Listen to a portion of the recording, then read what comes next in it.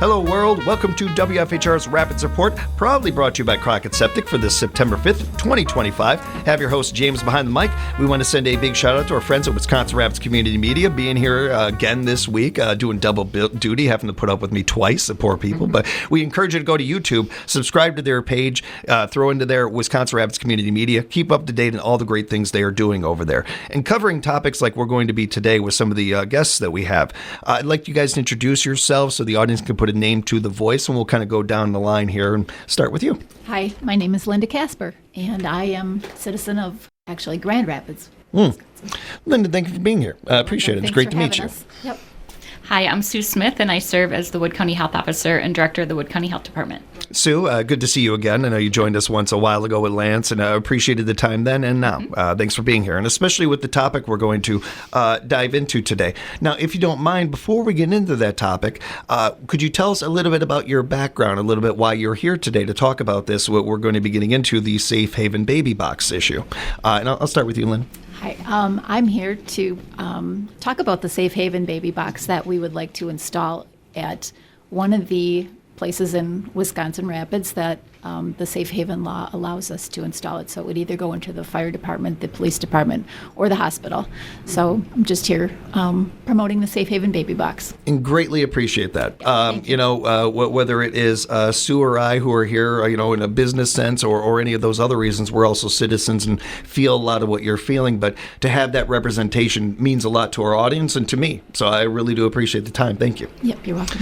And Sue, your incredible background, if you could just go through all of that. No, I'm joking. But you have a very impressive background. But you are here, obviously, as a Wood County Health representative and Human Services representative as well, right? Mm-hmm. Yep, I serve as the Director of the Health Department. So, and I'm really here because Linda, as a local resident, had an idea, and she had the courage to bring that idea forward. And we know a lot of residents might have other ideas. So this is what can happen if a member of our community has a really good idea and they tell somebody and we get connected and get the ball rolling.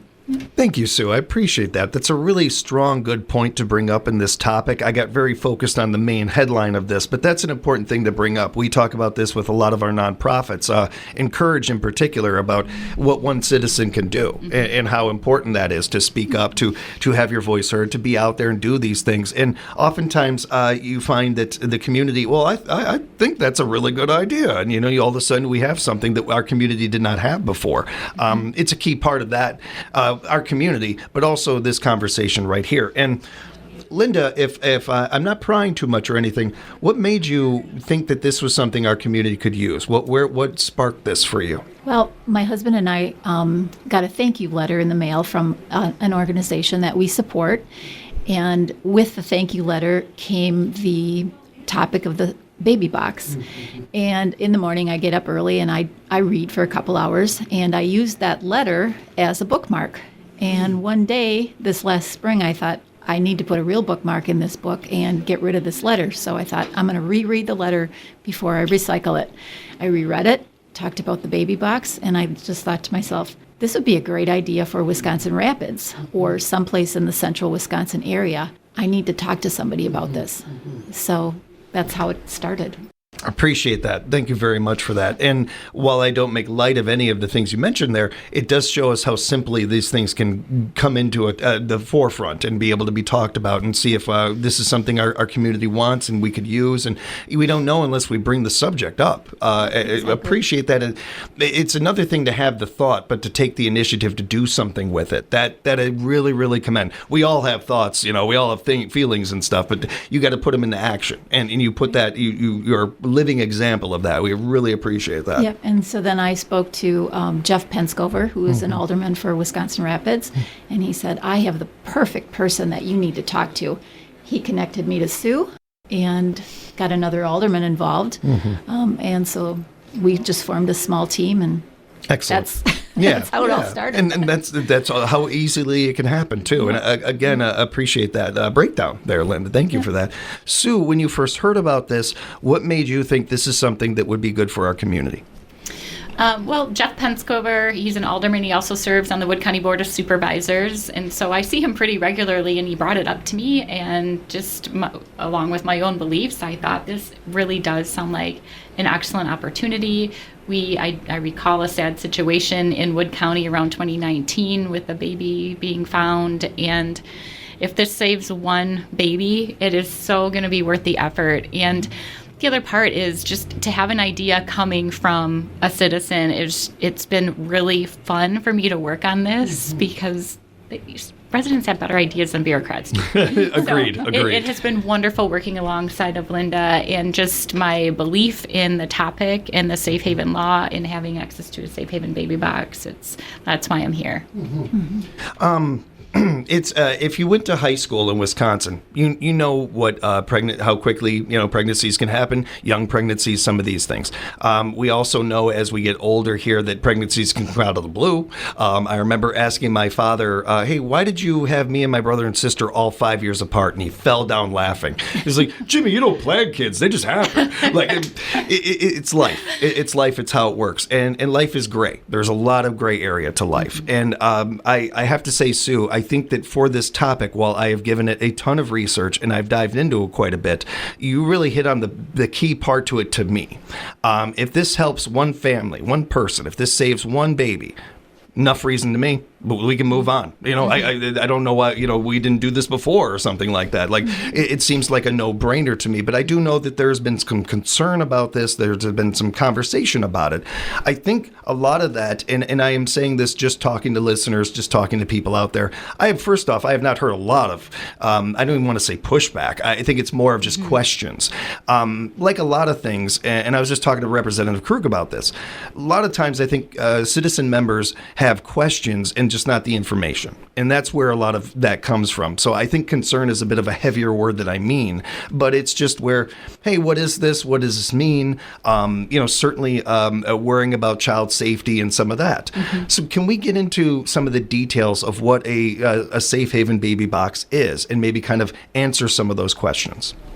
Sure. So a safe haven baby box essentially is a structure that is built into a building. We are hoping it will go in one of the Wisconsin Rapids Fire Department locations.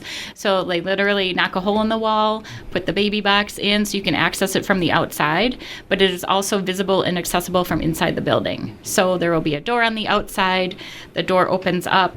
Information will come out to the person standing there about resources, the local pregnancy resources, a lot of information. If they are standing there with their baby and they want to take a different route, there's a lot of information there for them. And there's also a crisis hotline that's manned by the Safe Haven Baby Box Company. That's 24/7, 365. So a real person they can real talk to person. on the spot. Right. Yeah, Which is noteworthy in itself. It's a real person, but Absolutely. also just a really good point. Thank you for mentioning that. Yeah, absolutely. So if someone does decide I'm going to put my baby in here, there's a bassinet inside. It's got a mattress on it. It's got a sheet on it. It's a safe place. It's comfortable, temperature controlled. So they set the baby inside on the bassinet. They close the door. The door will lock so nobody else can come along and take the baby from the outside. There's at least 2 alarms on the bassinet. There's surveillance, so there's video surveillance on it as well. The first alarm is a silent alarm so that the person isn't standing there, put their baby and shut the door and then hear this siren going off or something. It gives them time to walk away. So the baby's in the box. The fire department staff are notified because of the alarm systems, and they retrieve the baby from the box. At that point, they will do like an assessment of the health of the infant, take him or her to the hospital for an assessment, and then human services will become involved. There are child protection staff that are on call.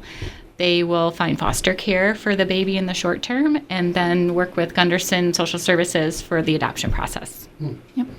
It's a very detailed breakdown and a much appreciated one. I was waiting to have a follow-up question and you answered everything. Well done. But also, it speaks to and I hesitate to use this word when we're talking about life, but the simplicity of this, that this is not something that I feel like there is a ton of gray area to, although it is a gray area subject, where the again, concerns, lack of a better word, that when I've talked to community members, they seem to all have to do, in fact, yeah, they all have to do with the parent. And the parents, and well, where is this? Where is that? Where's and follow-up questions about that. And all I can think is, I'm not worried about them. I'm not trying to be mean or callous here or anything like that, but I'm trying to be very honest about this topic and my concern and my focus. My focus is on that baby. Right. Like the parents have made their decision. That's and wherever they go with that, and that's their business. That'll get figured out. Right now, major concern: how's that baby? Who is watching on that baby? Who is taking care of that baby? And when I have talked to people about that, I direct them to a lot of what you were talking about there, Sue, and a lot of the details to that. When they talk about this idea and this box, they've thought of everything. They have. This is one of the fortunate things, I think, of getting one of these boxes, whether it's late or on time, however you want to look at it that way. This has been fine-tuned. This has been done for a while now in many communities and many cities, and they've been able to really hammer this down to the point of, okay, is there anything we haven't thought of? Okay, now we have. You mentioned the alarms and some of those things. The location is very important to this, of course. Well, fire department, there's always somebody at the fire department. There's always representation there. So a fit there. And when it comes to, for you all, have you heard any concerns about this? Have you heard any kind of information that would be anything other than supporting of it? I've read a little bit of comments on social media, and of course, you have both sides of it. Yeah, definitely. Yeah. I guess people are, concerned about, well, what if the baby is abused? Or what if one parent is doing this and the other parent doesn't agree with it? If there's anything illegal going on, abuse or anything like that, then the law is going to get involved. And I think to comment on what you said, it's mostly questions about, why do we need this? Is there a big need for this in central Wisconsin? And like Sue said, if it saves one life, then it's worth it. There's 375 boxes across the country, and actually, truthfully, a lot of babies haven't been surrendered to the box. I think it's less than 70. But the key there is that when a parent comes up to the box, they are presented with the crisis number, they're presented with information. So a lot of times these parents are deciding to do a face-to-face surrender instead of leaving the baby there. So, and that's, I think, more the hope of the Safe Haven Baby Box Company, is that there would be a safe surrender with a face-to-face one instead of leaving the baby there. But if that's their only choice, then they have that option. I'm not sure if you have or not, you two. I've read a number of different articles about this in the last month or so, and one of them, there was a person commenting on it that they had gone to one of these boxes with their child at 1 a.m. and was in front of that box for a good half an hour, and then came back with their baby. And they're still a mother. They're still, raising. I think that she said her child was 6 or 7 years old at the time of the article now, and everything. There is that side of this too, that sometimes when faced with that situation, you really do kind of make, you know what you're made of, and you figure that out. And that there's angles on this that I appreciate from community members or you two or anybody else that have questions or have, hey, what about this? What about that? That's what we're doing here. We want to have a discussion. There's no bad questions or anything like that. But I do feel like most people come back around to this is not, again, to put it callously, this is insurance. You have car insurance, you have insurance, and hopefully you never have to use it. We hope this box gets dust on it, and it never gets used. But you don't want to be late on something like this. You don't want to be 2 months, 2 years, 20 years from now being like, oh, I wish we had one of these. Right. And I think that just having this box in Wisconsin Rapids, it's not going to just serve Wisconsin Rapids. It's going to serve the greater central Wisconsin area, because anyone could come here and put a baby in a box. And why wouldn't Wisconsin Rapids want to be looked at as that community? We care about people. We care about our citizens. We care about life, in general. So Yeah. I just think that why can't it be us? One of the key things that we have here that I know we hang our hat on in a lot of different departments in a lot of different ways is our location. We are literally the center of the state. I feel like we almost should, like not only should, we mandatory almost that we should have one of these where our location, where we're almost 2 hours away from everything in the state. Well, we had a conversation. They host a call every Wednesday, and there were some ladies on there from Ashland, and she said the farthest box was like 5 or 6 hours away. I think Reedsburg is the closest one to Wisconsin Rapids. Most of them are, south and east of us. So I just think that central Wisconsin Makes is a great sense. location. Yeah.